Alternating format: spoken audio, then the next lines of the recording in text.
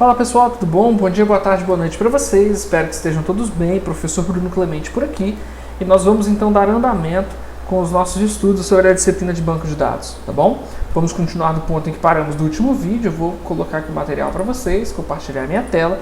Vocês podem observar que nós estamos no nosso BD Teste. Temos aqui uma tabela chamada Pessoas, com todos os campos criados no vídeo anterior, tá bom?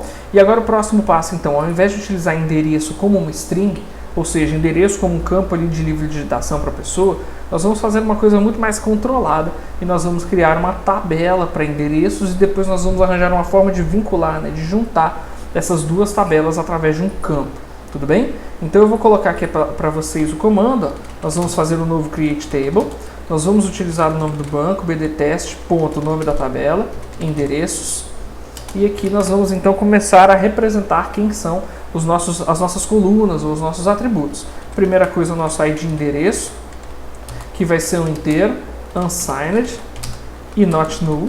E agora nós já sabemos por quê, como nós vimos no vídeo anterior, ou seja, nós estamos colocando esse campo como não nulo, porque nós sabemos que nós vamos utilizar esse cara para ser a nossa chave primária.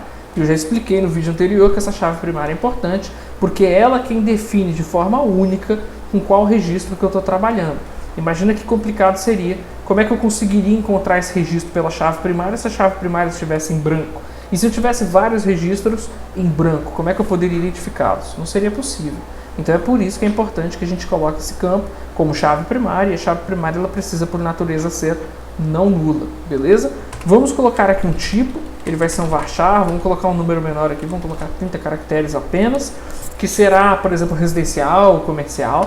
Vamos colocar o próprio endereço, tudo bem? O grosso ali da digitação do endereço, vamos colocar num único campo, podemos até aumentar aqui um pouquinho o tamanho dele. E por último, vamos colocar aqui um número. E observem que eu vou dizer que ele é um inteiro, mas eu não vou colocar não nulo, porque eu posso ter uma casa sem número, beleza? Feito tudo isso, nós vamos fazer o mesmo que nós fizemos na tabela de pessoas. Nós vamos adicionar uma constraint para identificar a nossa chave primária. Um constraint, tá? Vamos dar um nome para a nossa constraint, que é o nome da tabela, endereços, underline pk. Observa que esse nome é o nome que você escreve, tá? Eu uso essa nomenclatura, mas poderia muito bem ser outra. Você pode identificar isso da forma que você quiser. Dei um nome para minha constraint, vou dizer então que ele se refere a uma primary key e vou dizer qual é o campo que ele referencia como chave primária, que no caso é o ID endereço, é ele que se tornará a chave primária da tabela. Fechei o parêntese daqui, fechei o parêntese lá de cima, ponto e vírgula no final dos nossos comandos SQL, e a gente então executa esse código e ele vai dizer então que foi bem sucedido.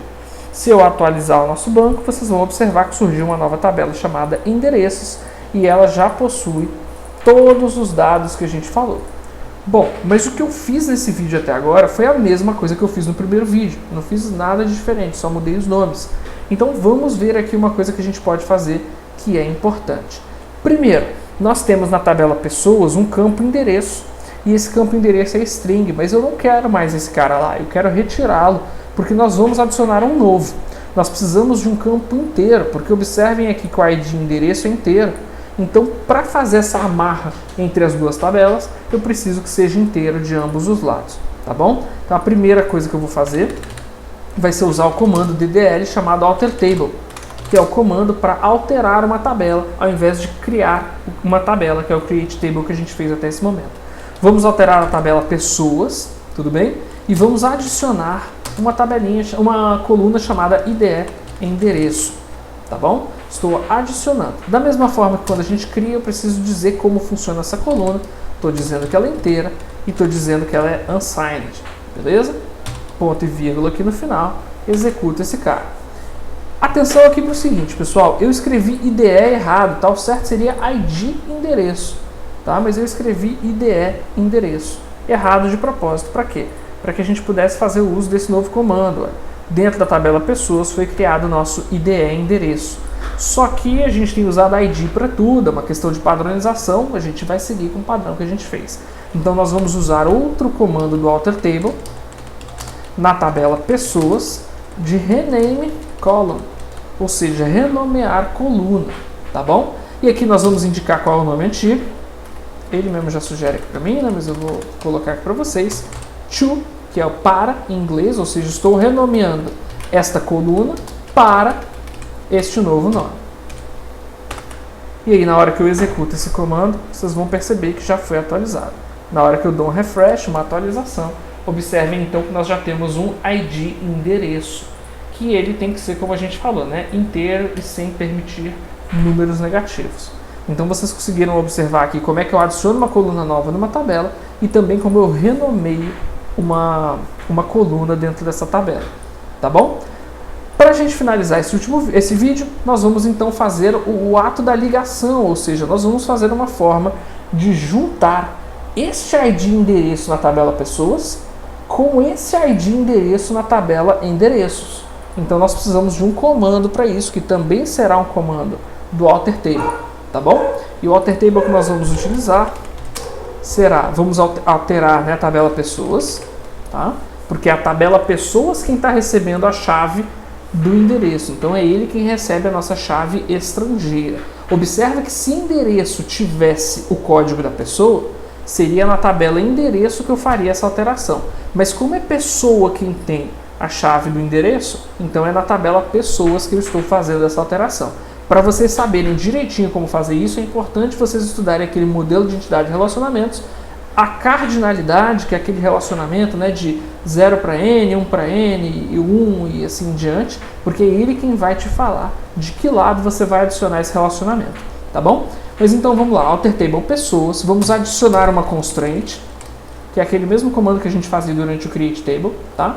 Vamos adicionar agora dentro dessa tabela o pessoas underline FK, que é na verdade o que a gente chama de foreign key, ou seja, chave estrangeira, quer dizer, em pessoas eu estou adicionando uma chave estrangeira que referencia endereço, tá?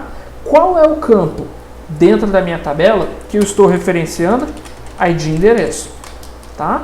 E agora nós vamos usar o comando referências, ou seja, nós estamos fazendo uma referência a quem? A quem que esse ID endereço da nossa tabela se relaciona? A tabela endereços, campo ID endereço. Então vamos lá, tabela endereços, campo ID endereço. Beleza? Feito isso, vou até diminuir um pouquinho o tamanho da letra aqui para caber tudo numa tela só. Deixa eu diminuir mais uma vez. Ficou pequeno aqui, eu acho, para visualização de vocês. Deixa eu tentar diminuir um pouquinho mais, aumentar o tamanho da letra. Então nós temos o que? Alterando a tabela pessoas, adicionando uma constraint chamada pessoas FK do tipo chave estrangeira no nosso campo ID endereço, o ID endereço da tabela pessoas. Esse ID endereço da tabela pessoas se referencia em ID endereço da tabela endereço. Podemos então executar esse código. Ele pensa aqui, está executando, conseguiu, ele executou isso aqui. Tá bom? Já está funcionando, já temos então esse registro hoje configurado de forma correta. Vamos ver se deu certo? Vamos atualizar aqui e vocês vão perceber que já está criado aqui. Nós temos o ID endereço aqui e o ID endereço aqui atrás também. Já está tudo certinho aqui para nós. Feito isso, faltou uma última coisa. A gente precisa tirar esse endereço aqui da tabela pessoas. Tá bom? Não tem mais por que a gente ter esse campo. Então nós vamos fazer de novo o uso do alter table, nós vamos alterar a tabela pessoas e nós vamos fazer o comando drop column, que seria derrube uma coluna ou desabilite uma coluna, né, ou retire essa coluna, e eu vou chamar ela de endereço, que é justamente o nome da coluna que nós queremos retirar. Tá? Ao executar esse comando, ele vai pensar aqui e vai aparecer em verdinho, e quando nós atualizarmos, vocês vão perceber que a coluna endereço que estava entre CPF e idade, ela foi completamente removida. Então, pessoal, dessa forma é a forma que nós temos para trabalhar com esse... Vou voltar aqui a tela grande. Dessa é a forma que nós temos para trabalhar adicionando chaves estrangeiras. Nós precisamos de um campo para criar essa correlação, ou seja, tem que ter um campo numa tabela, tem que ter um campo na outra tabela, e a gente cria um vínculo entre elas utilizando o que a gente chama de chave estrangeira, beleza? Quem vai receber a chave estrangeira é justamente a tabela que está recebendo o dado de outro local, tá bom? Espero que tenha ficado claro. Fiquem à vontade para me procurar no WhatsApp, me mandar mensagem. Tendo qualquer dúvida, não deixem de me procurar, ou podem utilizar também os comentários aqui do YouTube, tá bom, pessoal? Grande abraço, bom dia, boa tarde, boa noite para vocês.